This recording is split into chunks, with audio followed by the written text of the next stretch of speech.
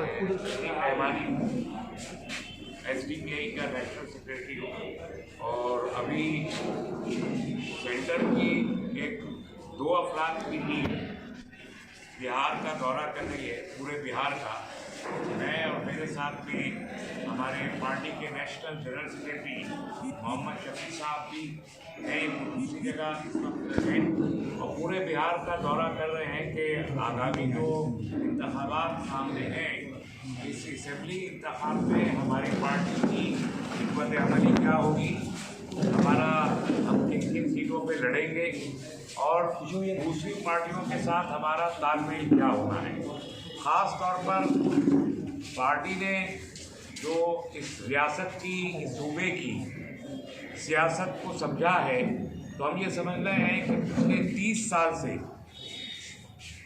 इस रियासत में सियासत करने की बजाय, सियासतदां खड़े होने की बजाय एक सियासी माफिया आके खड़ा हुआ है और 30 साल में जो जेन्युइन सियासत करने वाले लोग हैं, जो असल सियासी जहन हैं, उनको हाशिए पे खड़ा करके सियासी क्रिमिनल्स ने, पॉलिटिकल क्रिमिनल्स ने सत्ता अपने हाथ में ले ली है और दूसरे तमाम लोगों को वो मजबूर कर रहे हैं कि या तो वो सत्ता से बाहर चले जाएं या फिर वो उन्हीं के साथ खड़े होके सत्ता करें।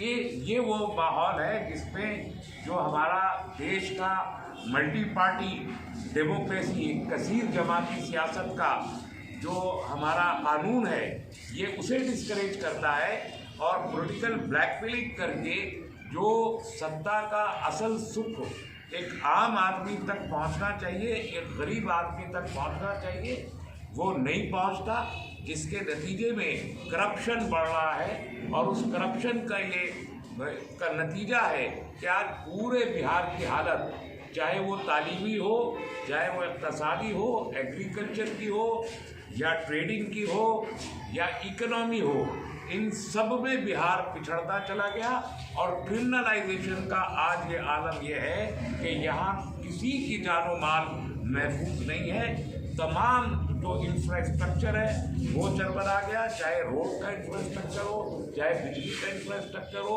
चाहे हेल्थ का इंफ्रास्ट्रक्चर हो। अभी हमने कोविड के मामले में भी देखा कि हेल्थ के मामले में सरकार की कलई खुल गई।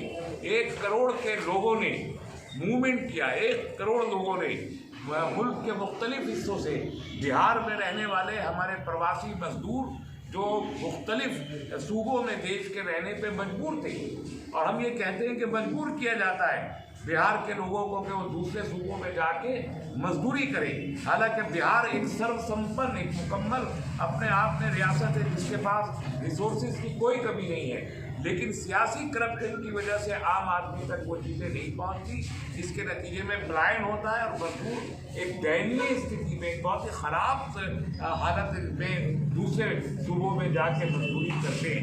1 करोड़ लोग आए तो किसी ने सुध नहीं दी, 200 के करीब लोग मारे गए, उसी में उनका कोई कंपेंसेशन आज तक अनाउंस नहीं हुआ। ज़्यादातर बिहारी मजदूर महीनों पैदल चल के आने पे मजबूर हुए। मैं समझता हूँ कि जहाँ सेंट्रल गवर्नमेंट के मुंह पे ये इस देश के गरीबों का एक ज़बरदस्त तमाचा था, वहीं खुद बिहार सरकार भी अपनी जिम्मेदारी से बच नहीं सकती कि उसने उन मजदूरों को उन स्टेट से वापस लाने का कोई इंतजाम नहीं किया। ये नाअहली, ये सर्दमोहरी, यही मानक है, ये इस बात का सबूत है कि कितने क्रिमिनल और कितना इनसेंसिटिव, गैर इंसानी तरीका है बिहार सरकार के सोचने का। और यही हाल बिहार बाढ़ का है। बिहार में ख़ास तौर पर नॉर्थ बिहार में 10 सूबों में उमूमन और 4 सूबे जो सीमांचल के खुसूसन हमेशा बाढ़ग्रस्त रहे हैं। कोई साल ऐसा नहीं गुजरता कि यहाँ बाढ़ ना आती हो, लेकिन कोई सरकार हो बिहार की, चाहे वो RJD रही हो, चाहे वो JDU रही हो, चाहे कांग्रेस रही हो, कोई गठबंधन रहा हो, बिहार की बाढ़ की तरफ किसी ने कोई ऐसी कार्रवाई करने की कोशिश नहीं की कि बिहार बाढ़ का समाधान हो सके। हम बाढ़ पे पूरे तौर पर बात कर सकते हैं, क्यों बाढ़ आती है और कैसे बाढ़ को रोका जा सकता है, वो एक तवील बात है, फिर उस पर हम करेंगे। लेकिन हम ये जानते हैं कि बाढ़ एक आपदा तो है, लेकिन बिहार की सरकार के लिए बाढ़ एक कारोबार बन गया है, एक तिजारत बन गई है। बाढ़ की आड़ में हजारों करोड़ रुपया खाया जाता है बिहार के सरकारी अफसरों के जरिए और बिहार की सरकार के जरिए।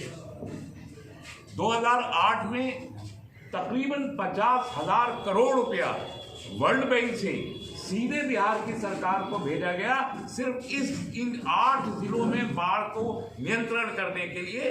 वो 50,000 करोड़ रुपया कहाँ चला गया, नीतीश कुमार जी उसका जवाब आज तक नहीं दे सके। ये वो सारे मुद्दे हैं जिनको देखते हुए हम ये महसूस करते हैं, एसडीपीआई की जो नेशनल एग्जीक्यूटिव है वो ये महसूस करती है कि बिहार को अब एक अल्टरनेटिव पॉलिटिक्स की ज़रूरत है, एक मुतबादिल सियासत की ज़रूरत है। ये जो पॉलिटिकल माफिया बिहार के 13 करोड़ आवाम के सिरों पर बैठा हुआ है, इसको उखाड़ के फेंकने के लिए नए लोग जो राजनीति जानते हैं, जो आवाम से हमदर्दी रखते हैं, जो एक डेवलपमेंट लाना चाहते हैं, आवाम के सुख दुख में शरीक होना चाहते हैं, ऐसे जितने पॉलिटिकल फोर्सेस इस प्रदेश में मौजूद हैं, उन सब के साथ मिलके एसडीपीआई आगामी चुनाव लड़ना चाहती है। हम कोशिश कर रहे हैं कि बहुत सारे जो राजनीतिक दल हैं उनके साथ हमारा एक समन्वय बने और एक अलायंस बन सके। बातचीत चल रही है, बहुत जल्दी जो उसका आउटकम आएगा उसके साथ आप लोगों को फिर हम शेयर करेंगे। लेकिन हमको यकीन है कि हम एक थर्ड फ्रंट यहाँ बनाने में ज़रूर कामयाब होंगे। बहुत धन्यवाद। आप पर ये इल्ज़ाम है आपके पार्टी पर, जब बिहार में इलेक्शन आती है तभी आप हाजिर होते हैं। देखिए, हमारी पार्टी पे तो इल्ज़ाम लगते ही रहते हैं और हमको इल्ज़ामों के सहने की आदत हो गई है। लेकिन हमारे तो बीजेपी की जो सरकार है वो भी हम पर दसियों इल्ज़ाम लगाती ही रहती है। जो कांग्रेस की सरकार थी इससे पहले वो भी हमारे ऊपर इल्ज़ाम लगाती रहती है। लेकिन कोई इल्ज़ाम आज तक, इल्ज़ामों की तो बौछार है। अगर मैं आपको बताना शुरू करूं तो इल्ज़ामों पर तो हम एक किताब लिख के दे सकते हैं कि एसडीपीआई और पीएफआई पे जो इल्ज़ाम लगे हैं। लेकिन हमें इस बात का इत्मीनान और खुशी है कि इस मुल्क में जुडिशरी जिंदा है और कोई एक इल्ज़ाम भी आज तक साबित नहीं हो सका। बेशर्मी के साथ इल्ज़ाम लगाए जाते रहे, जिसका कोई सबूत कभी नहीं होता। और जिस इल्ज़ाम की आप बात कर रहे हैं, यही कोविड के पीरियड में जब लाशों को दफन करने से और उनका क्रियाक्रम करने से उनके परिवार वालों ने मना कर दिया था, तो ये एसडीपीआई के लोग थे जो सड़क पे आके उनका क्रियाक्रम कर रहे थे। चुनाव नहीं था उस समय, चुनाव की बात नहीं थी। इसी तरीके से बाढ़ के समय में जितना रिलीफ का काम किया है, मुझे बताएं कि कौन सी पॉलिटिकल पार्टी है इस प्रदेश की जिसने उतना काम, जिसने काम ही किया हो बाढ़ के रिलीफ का, जो एसडीपीआई के लोगों ने किया। तो हम जो राजनीति करते हैं, हम चुनाव की राजनीति नहीं करते, हम रियल राजनीति करने वाला एक ग्रुप है। आगे आगे पूरा प्रदेश भी देखेगा, पूरा देश भी देखेगा। बिहार में जिस थर्ड फ्रंट की बात कर रहे हैं, क्या थर्ड फ्रंट नहीं बना तो आप अकेले चुनाव लड़ेंगे? हम एक राजनीतिक दल है, राजनीतिक दल का मतलब चुनाव लड़ना होता है, तो चुनाव तो यकीनन लड़ेंगे। लेकिन हम ये चाहेंगे कि पॉजिटिव पॉलिटिक्स और अल्टरनेटिव पॉलिटिक्स के लिए अगर हम खड़े हुए हैं तो जो लाइक माइंडेड लोग हैं वो साथ में आए ताकि वो वोटों का बिखराव को रोका जा सके। बिहार में कितने सीटों पे चुनाव लड़ेगी पार्टी? ये अभी चल रहा है कितनी सीटों पर।